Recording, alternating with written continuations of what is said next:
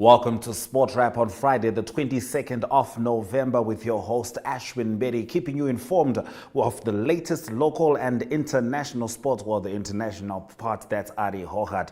I'm going to make sure you get all the local updates that you need prior to that. So without further ado, let's head into the hit list.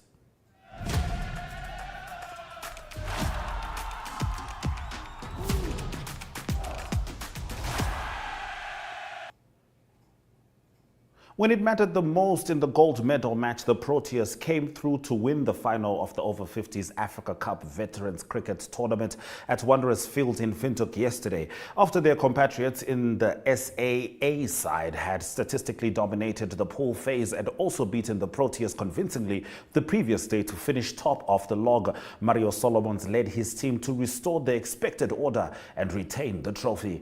A rain shower ended the match somewhat prematurely, but by then there was little doubt that the Proteas were well on course in their chase of a modest target, and the A side won the toss and elected to bat first.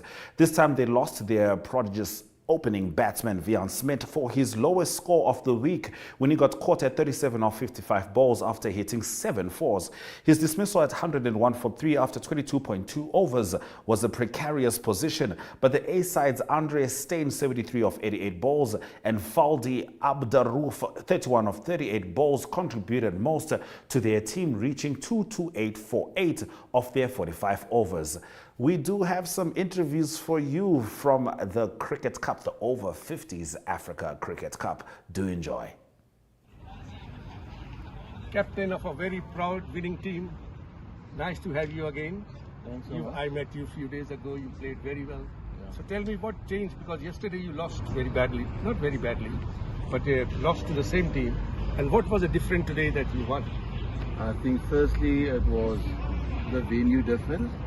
The SAA were used to playing on the other field, and then secondly I think it was a great wake-up call for us as well as a Protea team. So we obviously discussed a lot of mistakes that we did yesterday, and today we rectified it. Right? I think the execution in the bowling was much better. With the batting, we batted with intent. So Yeah, exactly. These are the whole of the country and the world is looking forward to see you again in the World Cup. thanks so much. Much appreciated. Okay, guys, we had a very good match. We have our match umpire and the referee here. She will say what is the result. You know, it started raining and we have stopped. Hand over to you. So at the time, the match were stopped at 34 overs when it started raining. The DSL par score at the time were 154, which meant that Proteas were ahead with 47 runs, and that meant that they won the game on Duckworth Lewis system. So it's very big congratulations to South Africa A for doing such a good job, and the whole tournament organizers and TV for showing such good coverage. Everybody enjoyed. I got the feedback from all over the world. I was sitting there, and just well done, guys, and well done. Well, very good umpiring. There were no issues for umpiring as well. Groundsman #1, facilities #1, the best place in Southern Hemisphere. Everybody is invited. They must come and see the watches.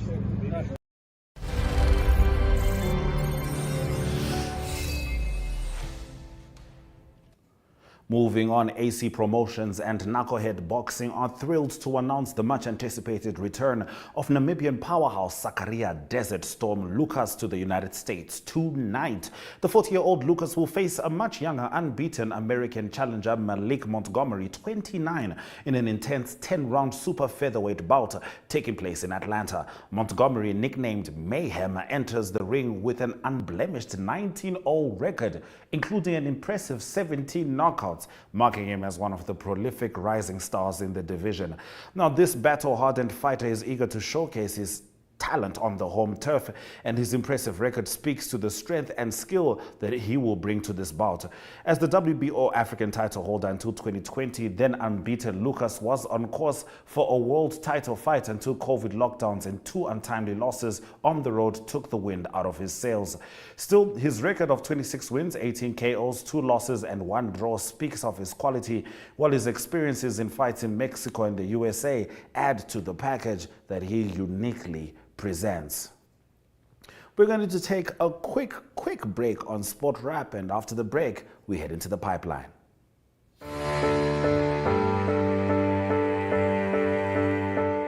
From the day you were born and welcomed until your pensioner years on this earth, your life is filled with changes and phases. What mattered the most at age 10 may be an unknown memory at 25.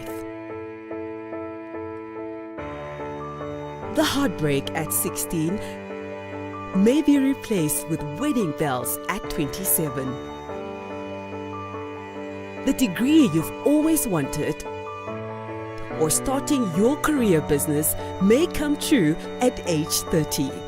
And the dream to own your own home may come to realization at age 50. Whatever stage you find yourself in, whatever matters right now, Standard Bank has what you need to bank like you.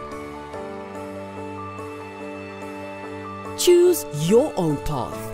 Choose endless possibilities. Standard Bank, it can be.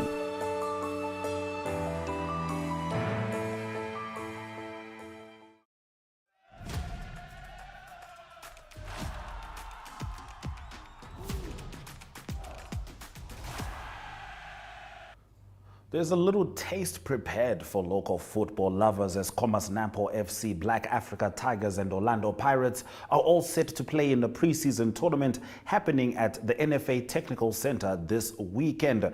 The tournament will serve as preparation for the upcoming football season that is scheduled to start next weekend. The police team will face Tigers FC in the first match, while Black Africa entertain local rivals Black Africa in the second match.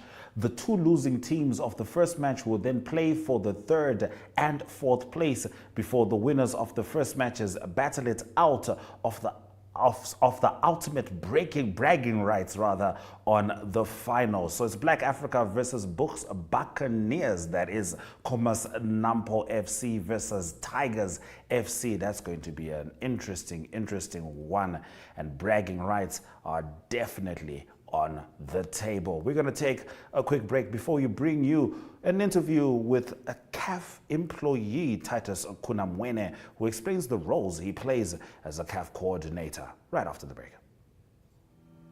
Neo Paints is proud to call Namibia home. For more than 70 years, Neo Paints has been inspired by this country's natural colors and beauty. To produce the wide variety of trusted quality paints we have become known for. Proudly Namibian by nature, Neo Paints has over the years involved itself in several key projects across the nation, bringing lasting beauty, premium paints to liven up both indoor and outdoor environments. As durable as the Namib Desert, Neo Paints has stood the test of time through all weather conditions, leaving a lasting impression on the hearts and the minds of all Namibians. Neo Paints Namibia, a coat of excellence.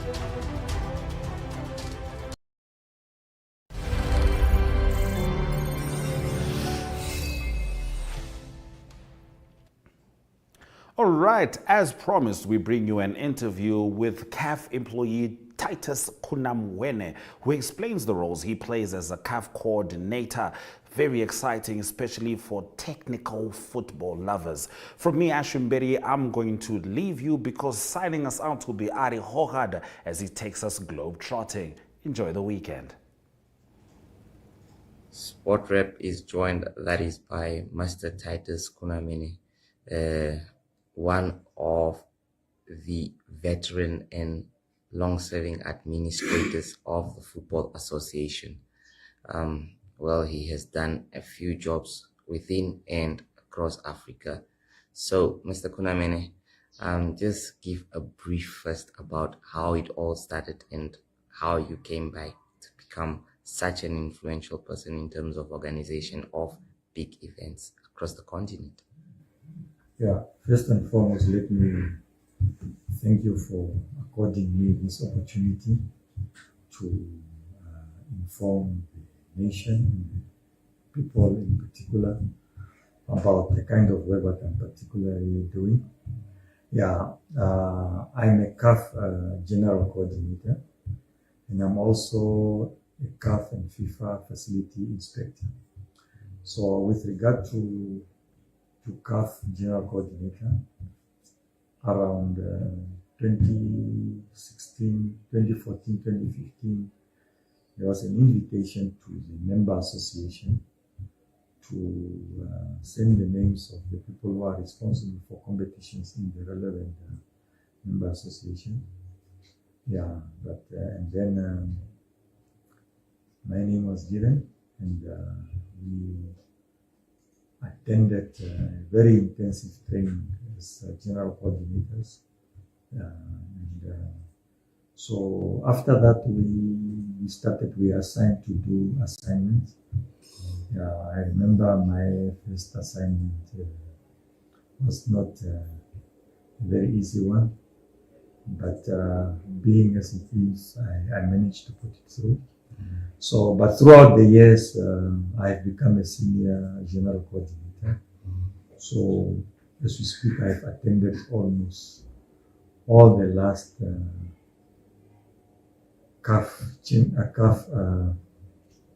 events. CAF events.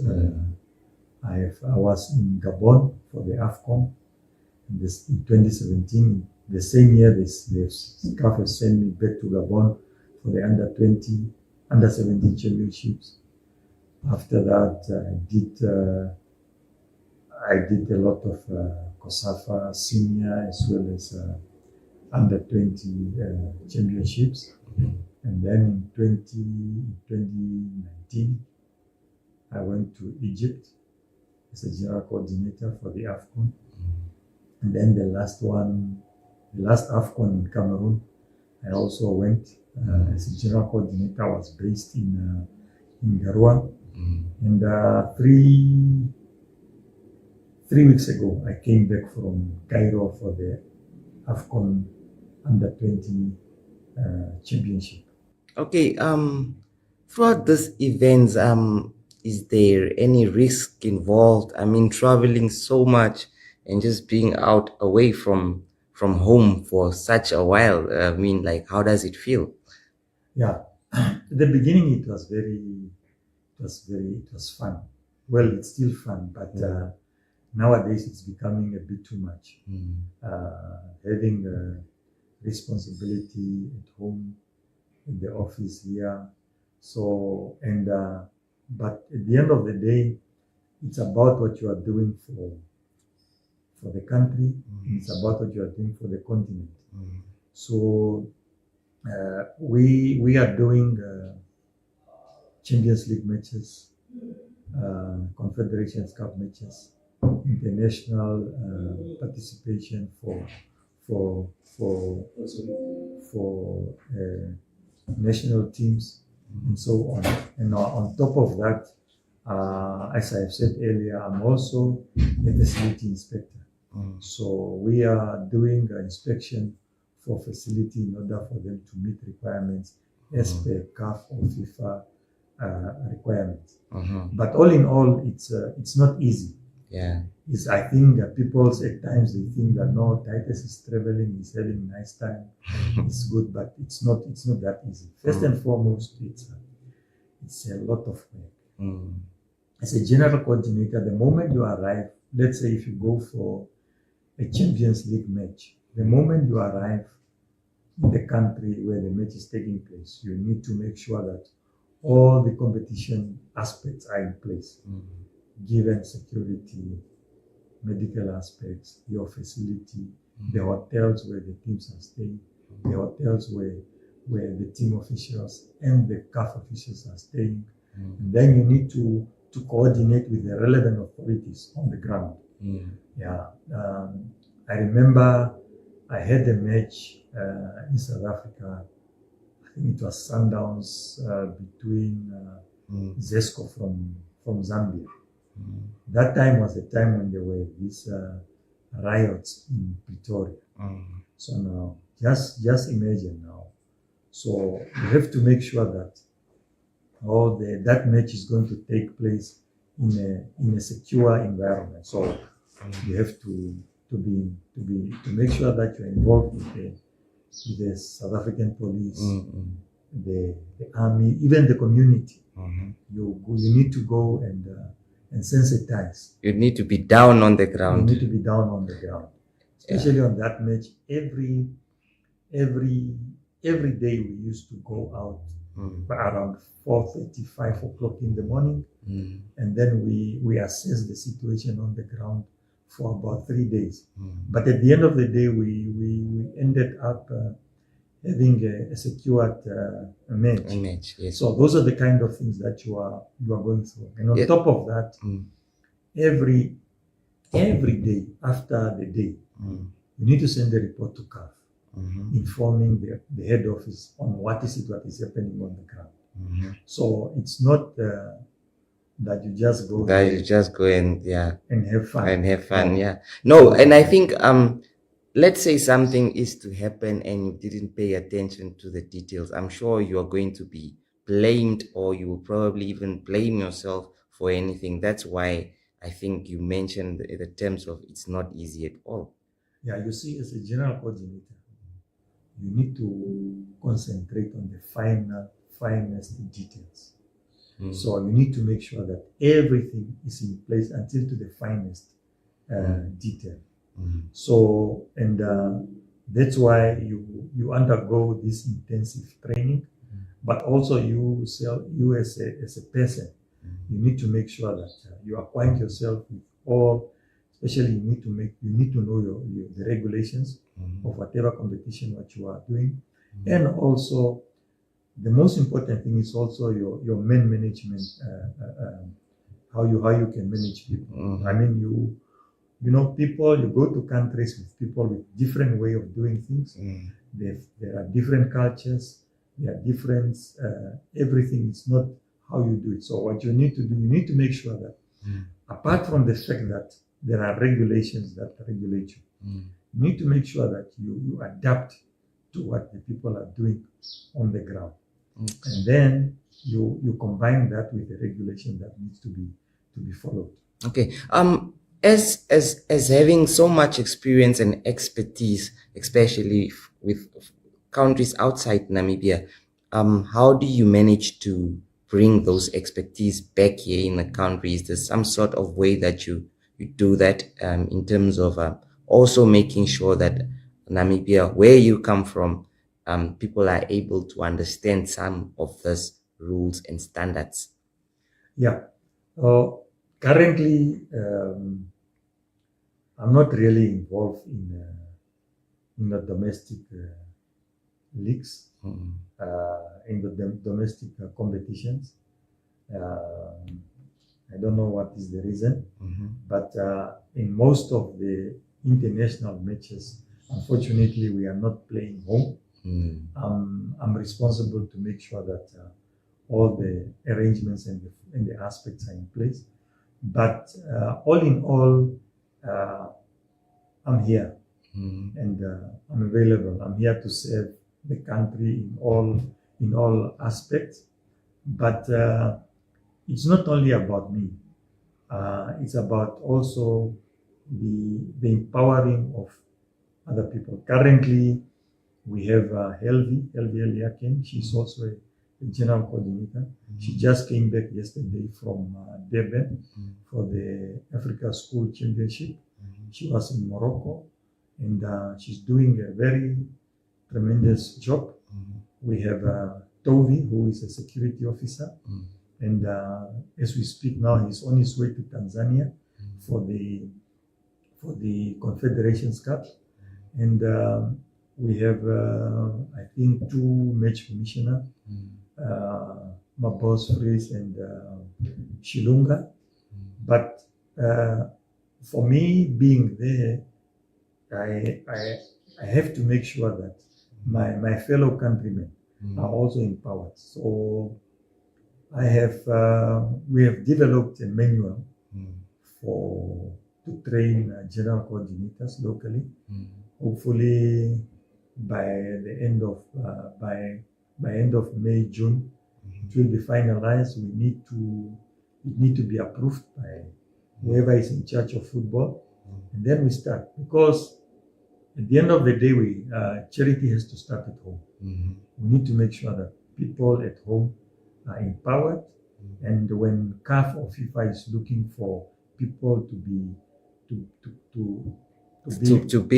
go globally and to work exactly the kind of work, we will have at least a pool to select from. Yes. Because like you said, people don't last forever, and sometimes you need to pave a way for predecessors and all that in terms exactly. of continuation.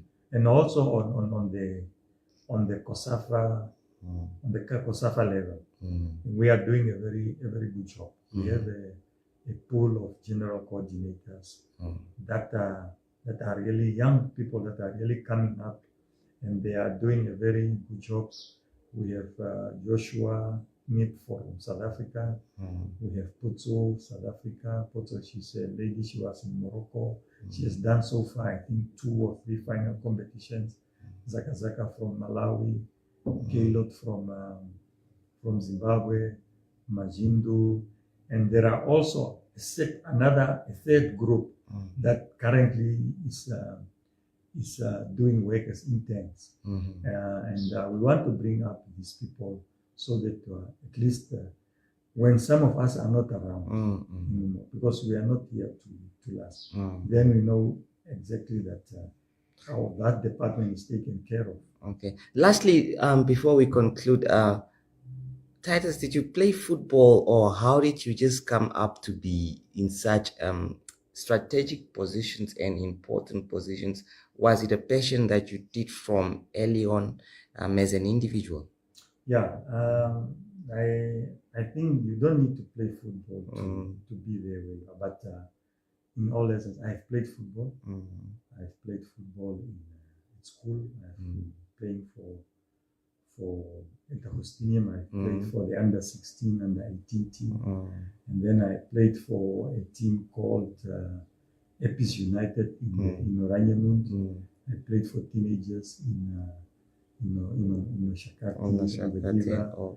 Yeah, but all in all. So you are just born an administrator. Yeah, that's one thing. All in all, I think it came when I joined Civics. I wanted to play football for Civics, but when I went there was a gap in administration. I remember Brian Isaac and Harold they said, "Look, I think the team is doing good. We need someone who should take care of the other proceedings."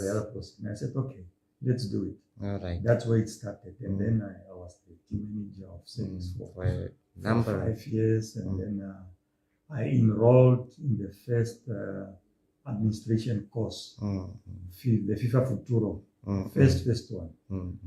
I enrolled as an administrator, but I did all the 4 disciplines. I did referee, I did sports medicine, and I did coaching. But I ended up being in administration. So after that, I was part of the organizing committee of the NFA with IMS, I think, with the IMS Namasak regime. And then I joined the association as a sports coordinator. Yeah. And the rest is history. The rest is history. All right. Thank you so much. Thank you very much.